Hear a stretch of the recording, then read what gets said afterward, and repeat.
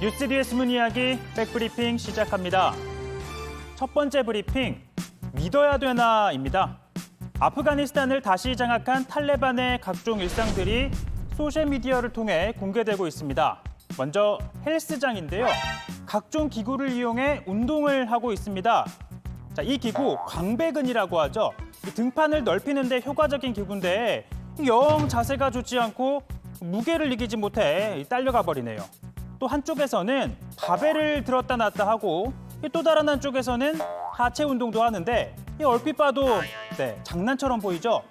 그리고 이 기구 스태퍼처럼 보이는데요. 어째 발을 구르는 방향이 반대 같은데 이렇게도 탈 수 있겠네요. 다음은요. 놀이동산으로 가보겠습니다.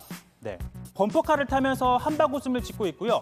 또 다른 곳에선 회전목마를 타는데 아이들처럼 즐거워하고 있는 모습입니다. 말이 좀 힘들어 보이죠? 이번엔 클럽처럼 보이는 곳으로 한번 가보겠습니다.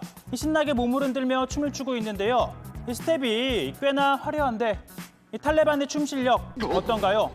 그나저나 좀 위험해 보이죠? 춤출 때만이라도 총은 좀 내려놔야 하는 것 아닐까요? 다음은 거리로 나가보겠습니다. 자, 거리에서는요. 아이스크림 콘을 들고 인증사진을 남겼습니다. 이 아이스크림은 달달한데 표정은 좀 살벌하죠. 또 선글라스와 야구 모자를 쓰는 등 소위 서구식 옷차림도 눈에 띕니다. 아무튼 각종 소셜미디어를 통해 이렇게 공개되는 탈레반의 모습들, 소위 이미지 메이킹을 하는 거란 분석이 나옵니다. 이 전투와 종교적인 문제에 집중했던 과거의 탈레반과 달리 요즘엔 나름 소통한다는 모습을 보여주려 한다는 건데요. 이 국제사회로부터 정상국가로 인정받기 위한 의도가 깔려있다라는 해석 나오고 있습니다. 그러나 앞서 쭉 보셨듯 어설펐죠. 정상적이지 못하고 못 믿습니다. 앞서 아프간 출신 기자의 인터뷰에서도 보셨듯 여전히 탈레반은 그 잔혹성을 버리지 못한 걸로 보입니다.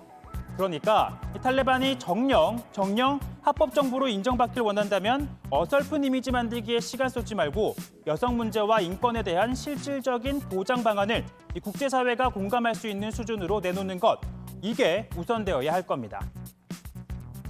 다음 브리핑은요. QR 문신입니다.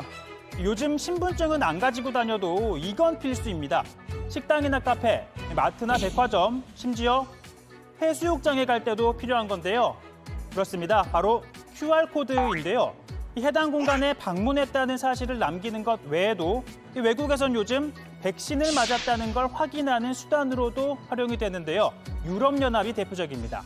이탈리아에서는 실내에 출입하려면 백신 접종을 증명하는 이른바 그린패스가 필요한데요. 한 이탈리아 남성이 햄버거 가게로 들어갑니다. 이 그린패스 인증을 해야 하는데 갑자기 팔을 걷어 올립니다.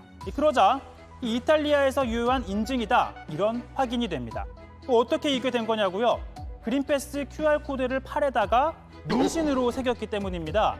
이 남성은 매번 휴대전화를 꺼내 인증하는 대신 팔을 내밀면 쉽게 인증할 수 있게 됐다라고 자랑도 했는데요. 깜빡하고 휴대전화를 가지고 나오지 않아도 실내에 들어가는 게 가능하긴 하겠네요. 남성은 QR 문신을 하는 장면도 직접 공개를 했는데요. 이 문신, 요즘은 자신의 개성을 표현하는 수단으로 여겨지는데 코로나19 시대 이 개성에 실용이 추가됐다라고 봐야 할까요?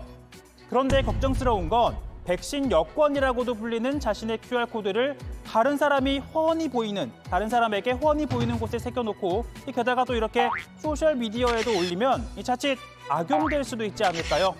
아무튼 이 남성 보고 나도 한번 해볼까 이렇게 생각하시는 분들 계실 것 같은데 그런데 우리나라에서는 출입 확인을 할 때 이 QR코드가 사용되긴 하지만 아시다시피 이건 유효기간이 정해져 있어 자주 바꿔줘야 하는 거잖아요.